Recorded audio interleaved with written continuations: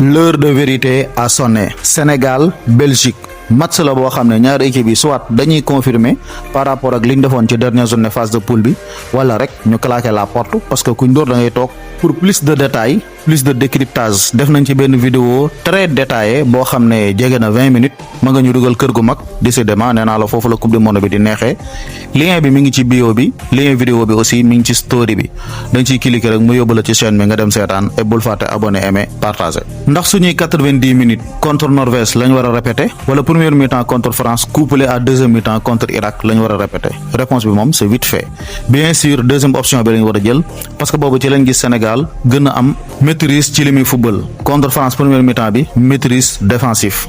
contre Irak deuxième mi-temps maîtrise offensif très efficace donc ñaar yooyu boo ko jëlee di nga am benn combo bu parfait c'est-à-dire kenn du la mën a yëngal. Au-delà des aspects tactiques ak kii moo war a football kële warut a football na gaa yëpp xam ne beneen compétition moom moo démarré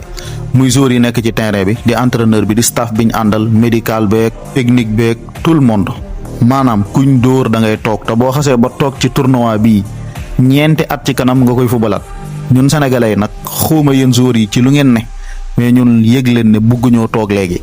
suñ nawle yi ñi ngi qualifié dañoo bëgg a qualifié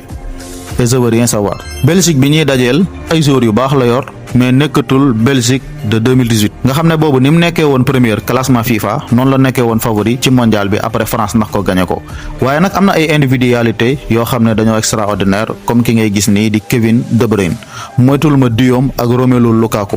donte nag Big Room nekkul ci forme moo tax sax nekkul titulaire ci banc bi lay jugee mais Lukaku mu jugee ci banc bi mooy gën a garaaw parce que bari na doole ñeme na xeex te moom na yaramam Kevin De Bruyne ñëpp xam nañ ne at yii moom doonatul kim doonoon mais un grand joueur reste toujours un grand joueur amaan na beneen duoom sax buy développé wu ci biir tournoi bi muy moom ak Leandro Trossard l'attaquant d'Arsenal xoolal ma lii 21 passes weccoon nañ ko ñoom ñaar ci surface adverse bi maanaam mooy record coupe du monde bi ci phase de poule yi waaye ku waxal yàlla xam ne Belgique seen danger numéro 1 mooy Jérémy Doku raax Doku rab Doku dxal Doku rab Doku raax Doku rab Doku raax Doku dxal Doku rab Doku raax Doku dxal Doku mazal Doku mar Doku ardiya c'est Hafiz Darraji dana ma rey rek ak Jérémy Doku d'ailleurs maa ngi gis nag image boobu ak ay action sénégalais yi di ko jël di ko def genre challenge mais gars yi soyez sérieux dëgg la c'est drôle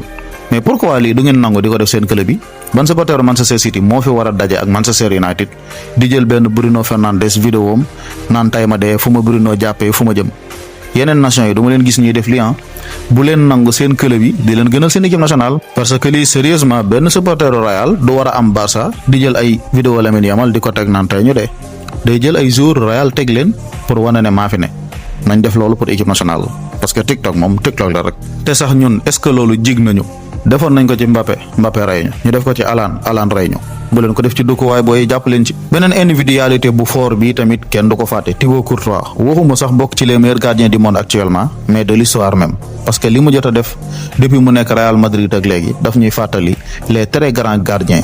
type Buffon Neuer Casillas Oliver Kahn etc. Leandro Trossard ñii seetaan Premier League ñëpp ko xam ce gars-là c'est un danger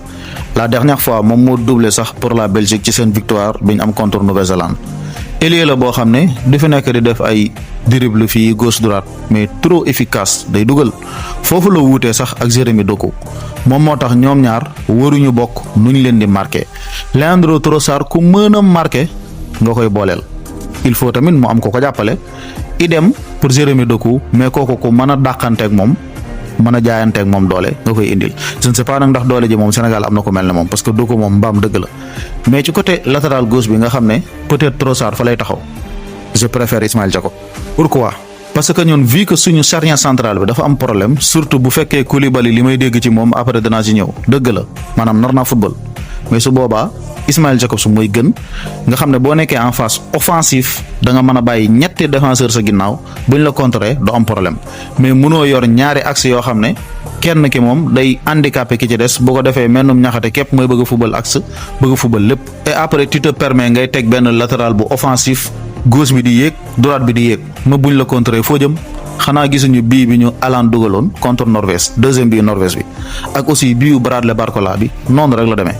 il faut nga yor latéral boo xam ne dafay défensif taxaw ci ay tànkam bu gaa yi yéegee bu dugg ci axe bi ñu former défense à 3 bu ko defee bu contre attaque di ñëw doo nekk en danger te loolu moom Jacobs moomu ci gën a doy. après nag bu fekkee mëne nga soxla yokku mën nga dugal El Hadji Malick Diouf mais indépendamment de ki ñu war a teg ak ki ñu war a teg ban match bi lii Pape Thiaw wax moo koy gagné on doit commettre moins d'erreur contre la Belgique parce que ñun ay erreur lu ñu dal moo ñu ko yóbbee te erreur yi ci yow mii di Pape la tàmbalee tegal les hommes qu'il faut à la place qu'il faut bul teg joueur bu parewul Edouard Mendy nag mën nañoo indil benn dilemme parce que daa blessé woon contre Norvège bañ doon wax sax naan forfait na mais finalement am nañ nouvelle que ne intégré waat na tanière bi bon est-ce que dilemme lay nekk moom place bi te li mu absenté bariwul maanaam ñàkkul ay automatisme pourquoi pas ñu titulariser ko. maa ngi tudd Norvège léegi te ku xam Norvège liñ ñu def connexion Ødegaard ak Haaland ba moo dox imaginel De Bruyne connexion am dox ak bu Lukaku wala sax bu Leandro Trossard foofu da ngay soxla défenseur central bu pare te Kalidou Koulibaly gis naa ko muy am ay vidéo ci entraînement yi gauche droite ñu naan day football Pape Thiaw bu mu saraxe carrière am Koulibaly mi am na li muy am ba pare de moo la ëppale xaalis bis boo toppee affaire couleur rek cadre ba di ko neexal bu match bi yàqoo duñ dàq Koulibaly de mais yow la ñuy dàq te yow lii ci la sa teraanga nekk defal li gën ci yow te gën ci équipe bi te li ci gën mooy Koulibaly mii na toog xaar ñu ba keroog muy pare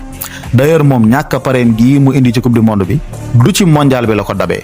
mais depuis ñu dugg 2026 ba léegi doonatul ki mu doonoon. vous vous rappelez de la dernière CAN coupe d'Afrique bu bon la def il a fallu ñu am benn Mamadou Sarr ci les 2 derniers matchs pour ñu gis beaucoup plus de sérénité défensivement que jamono bi ñu koy am moom et pourtant avec Mamadou Sarr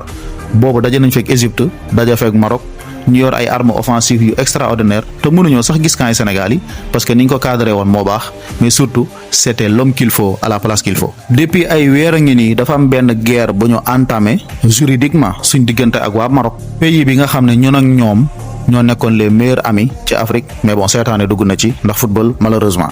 waaye bu dee da ngay guerre day sax mondial ma ne Maroc qualifié na ni ki dem xool leen ci seen nawle yooyu nag sérieusement te ñun européens yi ni leen Maroc di def. contraire bi moo am ñoom noonu la ñuy def imaginez mondial 2022 Pays-Bas ak Angleterre dañ ñëw duma mondial bii demaguñ fenn mais France ak Norvège duma nañu maanaam 4 derniers matchs yi ñu am ak ñoom ñooñu gañ a match yëpp te tey ñoom la ñuy amaat muy la Belgique te Belgique membre la ci top 10 classement FIFA et pourtant demeewul woon noonu de suñu ñaari mondial yi njëkk a def benn défaite rek lañ am contre les Européens très fatal Turquie 2002 mais sinon 2002 ñoo door France nii la Danemark door Suède 2018 aussi ñoo door Pologne kon suñ bëggee delluwaat buum ca booy ba Pape Thiaw xam na fi muy jaar teg les hommes qu'il faut à la place qu'il faut ce qu'il nous faut nous les supporters mooy lan supporter ak ñaan kon nag nañu wax allez les Lions yàlla na leen yàlla may ndam